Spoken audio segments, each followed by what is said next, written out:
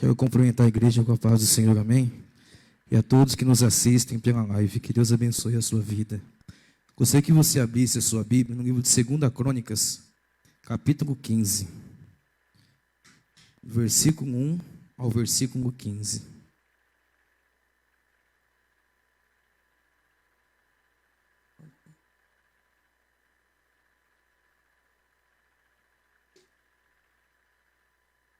Diz assim: Veio o Espírito de Deus sobre Azarias, filho de Obed. Ele saiu ao encontro de Asa. Ele disse: Ouve-me, Asa, e todo Judá, e Benjamim. O Senhor está convosco, quando vós estáis com ele. Se o buscardes, o acharás. Porém, se o deixardes, ele vos deixará. Israel esteve por muito tempo sem o verdadeiro Deus, e sem sacerdote que o ensinasse, e sem lei. Mas na sua angústia se converteram ao Senhor, Deus de Israel, e o buscaram e o acharam. Naqueles tempos não havia paz, nem para os que saíam, nem para os que entravam, mas muitas perturbações sobre todos os habitantes daquelas terras. Uma nação despedaça a outra nação, e uma cidade a outra cidade, porque Deus as conturbava com todo tipo de angústia. Mas quando a vós esforçar-vos, e não desfaleçam as vossas mãos, pois a vossa obra terá uma recompensa. Ouvindo Asa estas palavras, e a profecia do profeta, filho de Obed, esforçou-se e tirou as abominações de toda a terra, de Judá e de Benjamim, como também das cidades que tomara na região montanhosa de Efraim. Renovou o altar do Senhor, que estava diante do pórtico do Senhor. Então congregou todo Judá e Benjamim, e com eles os estrangeiros de Efraim. E ele em grande número, quando viram que o Senhor seu Deus era com ele, ajuntaram-se em Jerusalém no 3º mês do 15º ano do reinado de Asa. Nesse tempo ofereceram em sacrifício ao Senhor do despojo que trouxeram 600 bois e 600.000 ovelhas. Entraram em aliança que buscaram o Senhor, Deus de seus pais, e de todo o seu coração e de toda a sua alma. E todo aquele que não buscasse ao Senhor, Deus de Israel, seria morto, tanto pequeno como grande, homem ou mulher. Juraram ao Senhor em alta voz, com júbilo e com trombetas e buzinas. Todo o Judá se alegrou deste juramento, porque de todo o seu coração juraram, e de toda a boa vontade buscaram ao Senhor, e o acharam, pelo que o Senhor lhes deu repouso em redor. Pode nos assentar em nome de Jesus? Bom, o livro de Crônicas é um livro do Segundo Testamento. Esse livro ele narra acontecimentos dos antigos reis, desde Salomão a Nabucodonosor. E historiadores dizem, não é correto afirmar, mas a tradição judaica diz que esse livro foi escrito por Esdras. Não é uma afirmação correta, mas é o que eles acreditam. E esse livro foi escrito com o intuito de restaurar a adoração que se tinha antes com o povo, restaurar a fé do povo que estava, digamos assim, apagada. Esse é o intuito deste livro. O texto fala sobre o rei Asa. Ele era filho de Abias, que reinou durante 3 anos em Jerusalém. Depois da morte de Abias, Asa reinou sobre Judá e reinou durante 41 anos em Jerusalém, segundo o texto que se encontra em 1 Reis, capítulo 15, do versículo 9 e versículo 10, que diz assim: No 20º ano do reinado de Jeroboão, rei de Israel, Asa tornou-se rei de Judá e reinou 41 anos em Jerusalém. E o nome de sua avó era Maaca, filha de Absalão. Onde diz que ele fez o que o Senhor aprovava, que agradava a Deus, que está lá em 1 Reis, capítulo 15, do versículo 11 ao versículo 15. Diz assim: Asa fez o que o Senhor aprova, tal como Davi, seu predecessor, expulsou do país os prostitutos cultuais e se desfez de todos os ídolos que seu pai havia feito. Chegou até depor sua avó de Maaca da posição de rainha-mãe, pois ela havia feito um poste sagrado repugnante. Asa derrubou o poste e queimou no vale de Cedron. Embora os altares e idólatras não tenham sido eliminados, o coração de Asa foi totalmente dedicado ao Senhor durante toda a sua vida. Ele trouxe para o templo do Senhor a prata, o ouro e os utensílios que ele e seu pai haviam consagrado. Então nós podemos ver que tudo que agradava a Deus, Asa procurou praticar. E diz assim: então não podemos perceber, esse foi um exemplo de rei para o povo. Mas para entendermos o contexto, temos que voltar um pouco no capítulo 14 de 2 Crônicas. Nesse livro, do versículo 1 ao versículo 6, diz que Asa retirou todo tipo de idolatria do meio do povo, fez com que o povo buscasse ao Senhor, ou seja, ele restaurou a fé daquele povo, e que durante o seu reinado ou governo, o povo teve paz, e também fortificou a cidade, ou seja, a cidade estava segura dos inimigos, ou seja, paz é que não havia guerra enquanto ele estava reinando ali. A guerra tinha cessado ali. Também pode ser que também quando no mundo cristão nós dizemos que estamos em paz, é que estamos em paz em meio à guerra. O mundo pode estar desabando, mas mesmo assim a paz habita em nós, porque Asa, ele tinha um Deus sobre a vida dele. E é isso que nós temos que nos apegar. Do versículo 7 ao 10, diz que Asa tinha muitos soldados ao seu dispor, cerca de 380 mil homens para guerrear ao seu favor. E foi desafiado pelo etíope, que tinha 1 milhão de soldados, 300 carros ao seu favor. Se a gente olhar para isso com os olhos carnais, com os olhos humanos, a gente vai ver que não tinha condição de Asa vencer, prevalecer nessa guerra. Mas ele tinha algo que os etíopes não tinham, que é a presença de Deus. No versículo 11, Asa diz assim: então Asa clamou ao Senhor, o seu Deus: Senhor, não há ninguém como tu para ajudar os fracos contra os poderosos. Ajuda-nos, ó Senhor, o nosso Deus, pois em ti pomos a nossa confiança. Em teu nome viemos contra este imenso exército. O Senhor, ó Senhor, tu és o nosso Deus, não deixes o homem prevalecer contra ti. Então ele viu claramente que seria impossível de vencer, mas ele se apegou em quem podia resolver a situação. Muitas das vezes a gente se encontra na mesma situação e o que a gente pensa é murmurar, reclamar, em vez de ter essa mesma atitude, recorrer a Deus como fez Asa. E do versículo 12 ao 15, ele mostra o resultado da confiança de Asa. Asa confiou em Deus e Deus deu a vitória sobre esse exército. Já no capítulo 15, Deus ele usa o profeta Azarias, que diz assim, 2 Crônicas 15, versículo 1 e 2. Ele saiu para encontrar-se com Asa. Ele disse: escute-me, Asa, todo o povo de Judá e de Benjamim. O Senhor está com vocês quando vocês estão com eles. Se o buscarem, ele deixará que o encontrem. Mas se o abandonarem, ele os abandonará. Perceba que aí tem um se. Esse se, ele sugere uma condição. Deus está dizendo: eu posso fazer tudo, mas vocês têm que me buscar. Eu posso transformar a vida de vocês. Ele diz, se o buscarem, ele se deixará achar. Então às vezes a gente quer que Deus faça 1000 coisas na nossa vida, mas a gente não busca.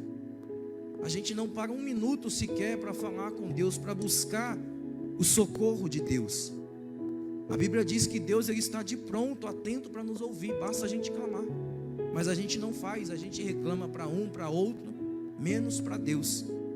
Mas ele diz também, mas sugere, quando ele diz, mas se o abandonarem, ele os abandonará. Isso quer dizer um contraste, ou seja, ele contradiz tudo o que ele disse. Se o povo abandonar a Deus, Deus vai abandonar. Ou seja, Deus ele quer pessoas que tenham compromisso. Quanto tempo que o povo, após o exílio babilônico, ficou sem sequer ouvir a voz de Deus? Muitas das vezes nós teremos resposta de Deus, mas a gente vira as costas para Deus. E não tem como Deus nos responder se a gente não dá a mínima para Ele. Quando a gente só procura quando está ruim, quando está difícil. A gente só procura Deus quando, como diz o ditado, quando o cinto aperta. E não é isso, Deus quer um compromisso sincero com a gente. No versículo 3 ele diz, o texto diz que o povo estava sem Deus e sem quem o ensinasse.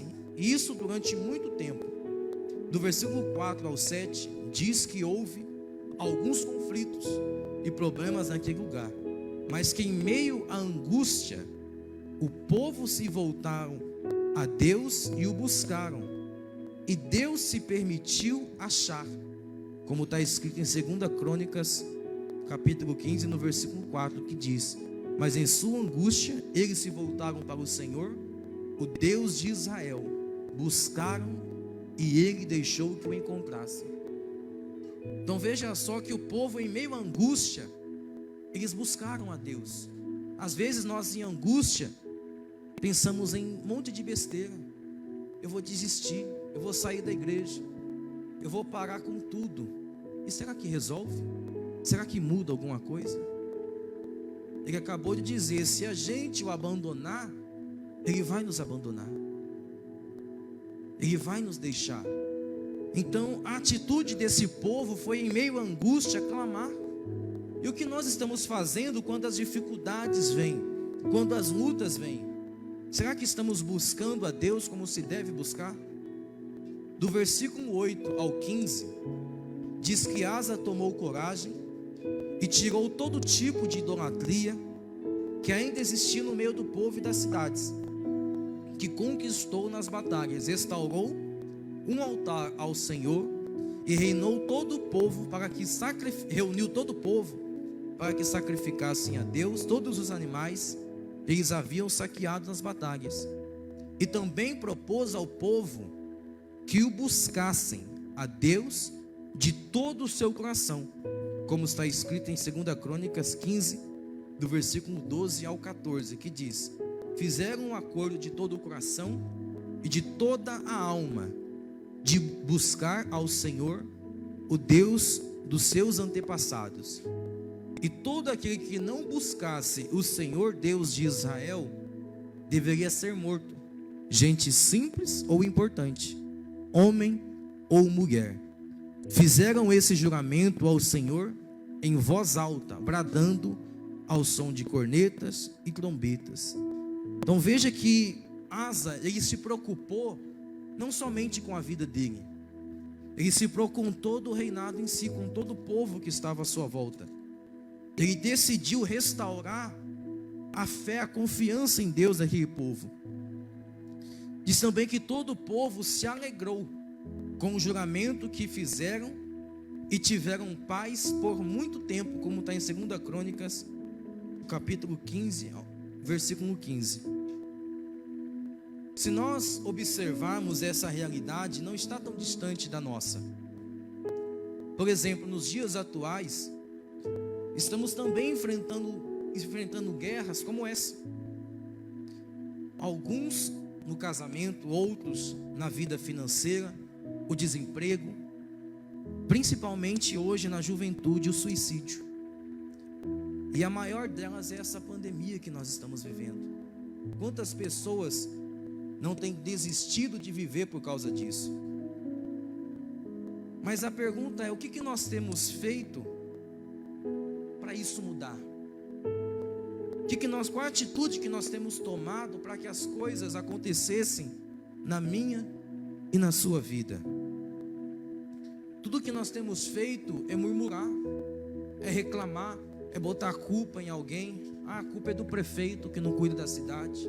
A culpa é do governador, do presidente. Muitos culpam a Deus. Eu estou só passando por isso porque Deus não me ama, porque Deus não está nem aí para mim. Quantos em meio ao sofrimento não pensaram assim? Não disseram isso? Mas o que nós estamos fazendo com a nossa vida? Nós batemos no peito e dissemos: eu sou cristão. Será que nós somos mesmo? Será que a minha atitude é de um cristão? Diz assim: mas e nós como cristão, o que estamos fazendo para mudar essa realidade?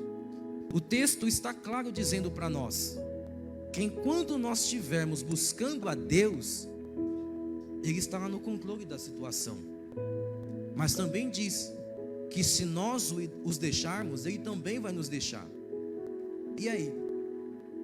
O que nós cristãos estamos fazendo em meio a essa situação? Estamos nos aproximando mais ou nos afastando mais de Deus? Nós podemos ver no nosso dia a dia quantas pessoas que nós conhecemos que se aproveitaram principalmente dessa pandemia para se afastar de Deus. Quantas pessoas estão culpando a doença para se afastar de Deus? E não é pessoas que estão no grupo de risco, não. É pessoas fortes, com vigor. Pessoas que têm saúde para dar e vender.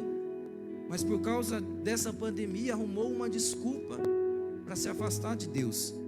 E quando as coisas apertam, ela pensa: por que Deus não me ouve? Por que Deus não olha para mim? Simples. Fomos nós que viramos as costas. Nós que o abandonamos. Deus não abandona ninguém. Por mais pecador que sejamos, Deus não abandona ninguém. Ele só vai nos deixar se a gente quiser. Podemos ver no dia de hoje, nós temos onde aprender sobre Deus. Temos acesso a todo momento. Internet, televisão, Bíblia. E o mais importante, nós temos acesso direto com Deus.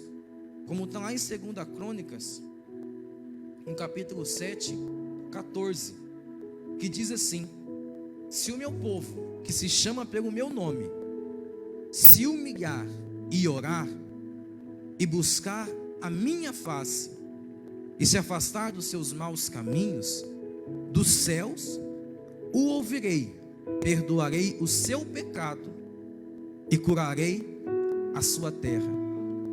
A pergunta é: você carrega esse nome? Cristão? E o que você tem feito? Ele cita para nós 4 possíveis soluções para nossas adversidades.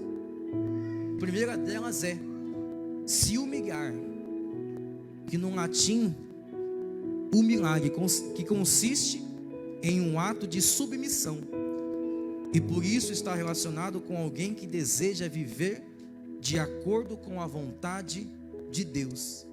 Será que você, como cristão, está disposto a viver de acordo com a vontade de Deus? Quando Deus fala para você abandonar certas coisas, quando Deus fala para você abandonar certos hábitos, será que você está disposto a isso? A mudar essas atitudes? Porque esse se humilhar é estar sob a direção de Deus, abaixo de Deus, as ordens de Deus. O segundo dele é orar, que no latim, orare, que significa falar com Deus. O terceiro é buscar a face de Deus, que no sentido original, bakash, que é buscar, requerer, desejar, requisitar. Será que eu tenho desejado mesmo estar na presença de Deus? Às vezes, quando a gente está no início do namoro, a gente não vê a hora de estar perto. É errado? Não. Você está perto de quem você gosta. Mas será que a gente tem essa mesma atitude, essa mesma sede, essa mesma vontade quando se fala das coisas de Deus? Quando se fala das coisas de Deus, a gente sempre arruma uma desculpa. Eu estou sem tempo. Para mim não dá por causa disso, daquilo. Devemos muito nos preocupar com isso. E diz: afastar-se dos maus caminhos. Avalie a sua vida. A Bíblia diz: examine o homem a si mesmo. Olhando para a sua vida, em qual caminho você está? Avalie a sua e eu avalie a minha. Será que eu estou no caminho que agrade a Deus? Que faça Deus sentir prazer, como ele teve prazer com Jó? Ele fez questão de esfregar na cara do diabo: meu servo Jó, íntegro, reto, temente a Deus, e se desvia do mal. Será que Deus pode falar isso de mim e de você? Isso só depende de cada um de nós. Muitos estão questionando: quando essa pandemia vai acabar? Quando tudo vai voltar ao normal? Será que não é isso que está faltando? Nos humilharmos de verdade a Deus. Pense sobre isso. Será que temos agido como verdadeiro cristão? No versículo 6 diz assim: Nações, de 2 Crônicas, capítulo 15, no versículo 6 ele diz: nações e cidades se destruíram umas às outras, pois eu as estava afligindo com toda a espécie de desgraça. Significa que isso é a permissão de quem? De Deus. Então Deus está permitindo que eu passe por tudo isso? Pode ser que sim, mas para quê? Para nos ensinar. Porque na escola você tem que fazer a prova para você passar de ano. Se você não for aprovado, você não vai passar de ano.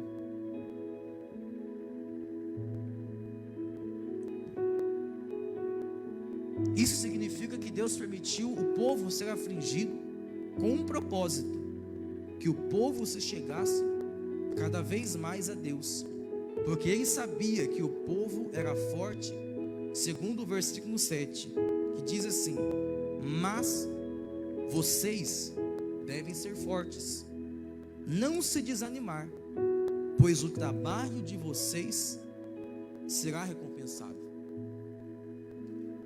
Ele está dizendo para você, jovem, e para todos: talvez você chegou aqui pensando em parar com tudo, desistir, e digo mais, muitos tentando até arrancar a própria vida.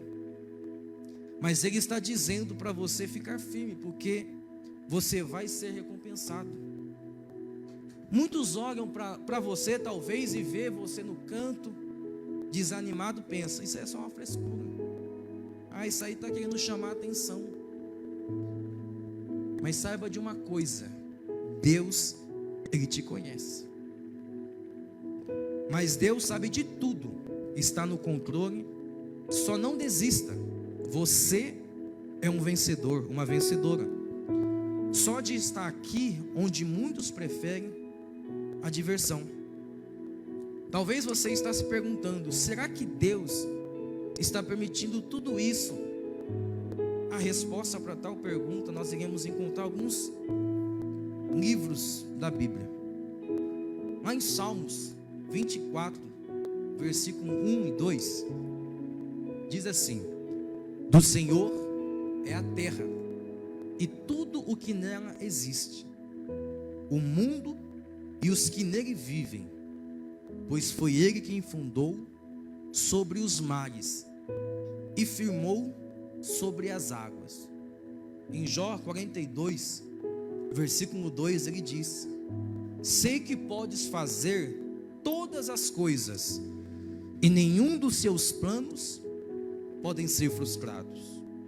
Em Êxodo 9, versículo 12, ele diz: porém, o Senhor endureceu o coração de Faraó e não os ouviu, como o Senhor tinha dito a Moisés.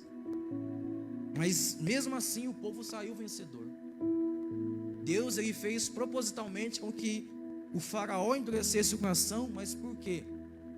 Deus queria provar aquele povo. Deus queria saber aonde estava o coração do povo.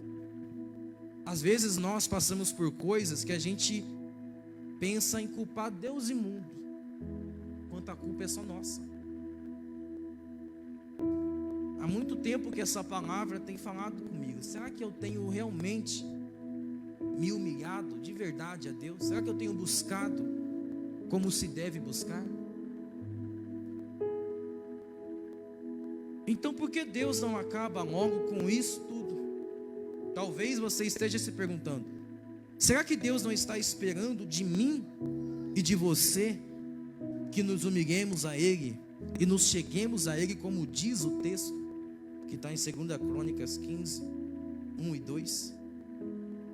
Será que Ele não está esperando que a gente o busque, que a gente se humilhe?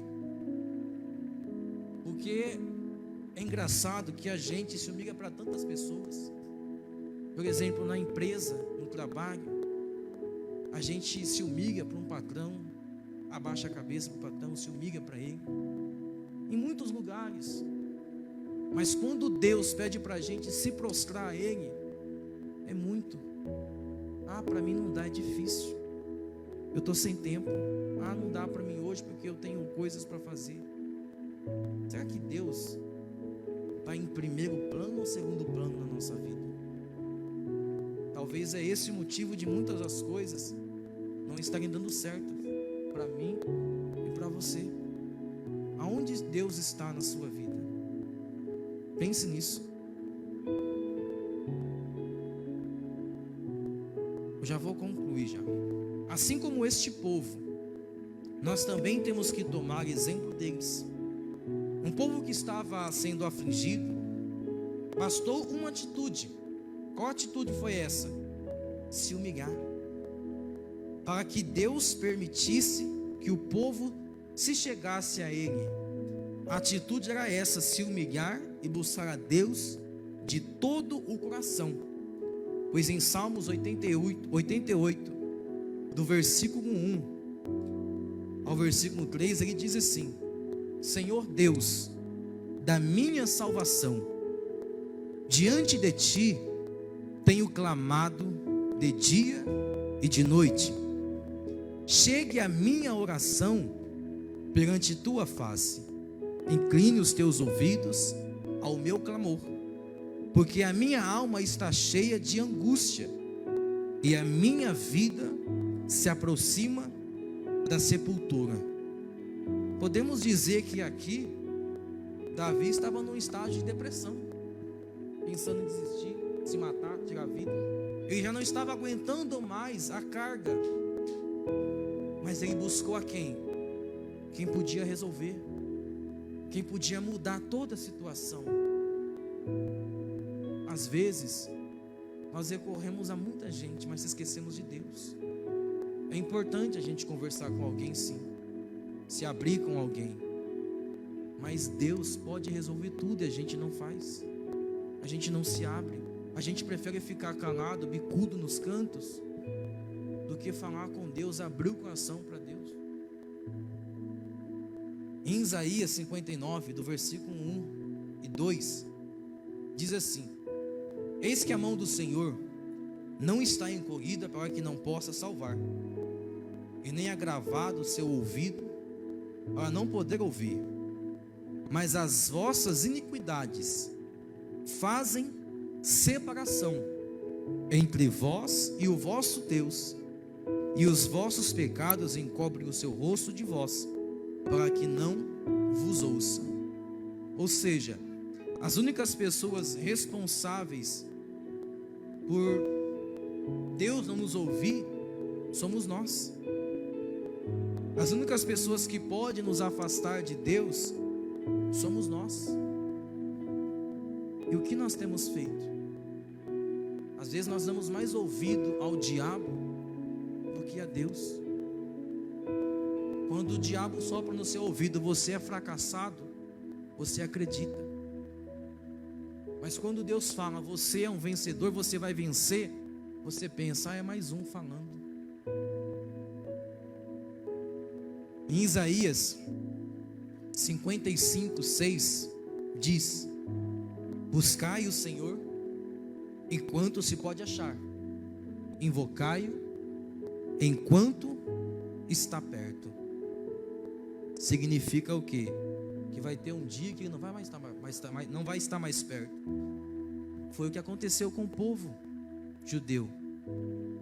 O povo virou as costas para Deus, e Deus ficou um bom tempo sem falar com aquele povo.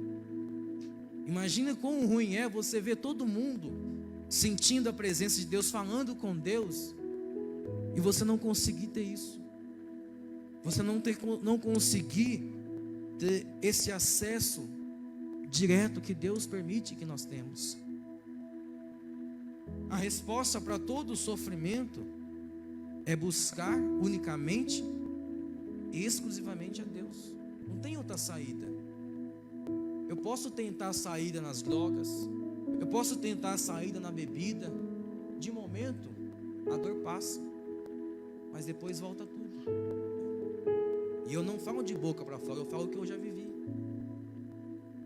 Em Isaías 40, versículo 28 e 30 ao 30, ele diz assim: será que você não sabe? Nunca ouviu falar? O Senhor é o Deus eterno, o Criador de toda a terra. Ele não se cansa, nem fica exausto. Sua sabedoria é insondável. Ele fortalece ao cansado e dá grande vigor ao que está sem forças. Até os jovens se cansam e ficam exaustos, e os moços tropeçam e caem. Mas aqueles que esperam no Senhor renovam as suas forças, voam bem alto como águias, correm e não ficam exaustos, andam e não se cansam. Olha o que Deus fala de você, jovem, que você é forte. Basta você tomar isso para você, querer. Não, eu posso, eu consigo, e Deus está comigo. Se você tiver esse pensamento, você vai longe. Muitos vão tentar te parar, muitos vão tentar de todo jeito dizer que você é incapaz, mas é Deus que está dizendo para você. Não é homem, não é ninguém, é Deus. Você pode, você é capaz. Em Provérbios 16, do versículo 1 ao versículo 4, ele diz: ao homem pertencem os planos do coração, mas do Senhor vem a resposta da língua. Todos os caminhos do homem lhe parecem puros, mas o Senhor avalia o espírito. Consagre ao Senhor tudo o que você faz, e os seus planos serão bem-sucedidos. O Senhor faz tudo com um propósito, e até os ímpios para o dia do castigo. O que você tem feito com a sua vida? Será que você tem apresentado? Muitos de vocês estão no tempo de sonhar, mas a quem você tem apresentado esse sonho? Às vezes você conta um sonho para alguém, ele diz: você? Ih, desiste, você não é capaz não, você nunca vai conseguir chegar onde você quer. Mas Deus se disse, Deus falou para você não desistir, esperar no Senhor. Ele diz no versículo 3 de Provérbios 16: consagre ao Senhor tudo o que você faz. Tudo. Se é acordar, consagre esse dia a Deus. Se é dormir, se é almoçar, se é jantar, tudo consagre a Deus. Porque muitas das coisas dão errado na nossa vida porque não entregamos na mão de quem pode resolver. Porque o diabo não está brincando, principalmente com a juventude hoje. O mundo oferece um prato cheio para a juventude. O mundo oferece um banquete, mas a quem eu tenho lançado a minha vida? A quem eu tenho entregado os meus passos? Porque uma vez que meus passos, a minha vida está na mão de Deus, é impossível o diabo tocar. É impossível o diabo agir na sua vida se você estiver totalmente ligado a Deus. Veja, por exemplo, quando o diabo foi tocar em Jó, ele teve que pedir permissão, porque Jó pertencia a quem? A Deus, e Deus permitiu. Então tudo o que acontece de ruim ou bom na nossa vida, nós temos que entender, é permissão de Deus. Mas nós temos um papel, que é orar, que é se humilhar, orar, buscar a face de Deus e se desviar do mau caminho. Se eu fizer isso, Deus vai estar guiando a minha vida, guiando os meus passos. Com esses versículos, Deus está nos mostrando que Ele está no controle de tudo. Então, que nós venhamos entender que enquanto nós estivermos na dependência de Deus, pode quem quiser tentar te parar, não vai conseguir. Porque Ele disse lá em 2 Crônicas 15:2, se você o buscar, Ele vai deixar que você encontre Ele. Então não depende somente de Deus para que as coisas aconteçam na minha e na sua vida. O primeiro passo tem que ser meu. Se eu quero, então Senhor, eu não consigo, é difícil, mas o Senhor pode. Cuida dessa situação, faz isso por mim, e pode ter certeza que Deus está no controle de tudo. Amém? Que Deus abençoe a todos, que essa palavra venha fazer sentido na sua vida. Deus abençoe.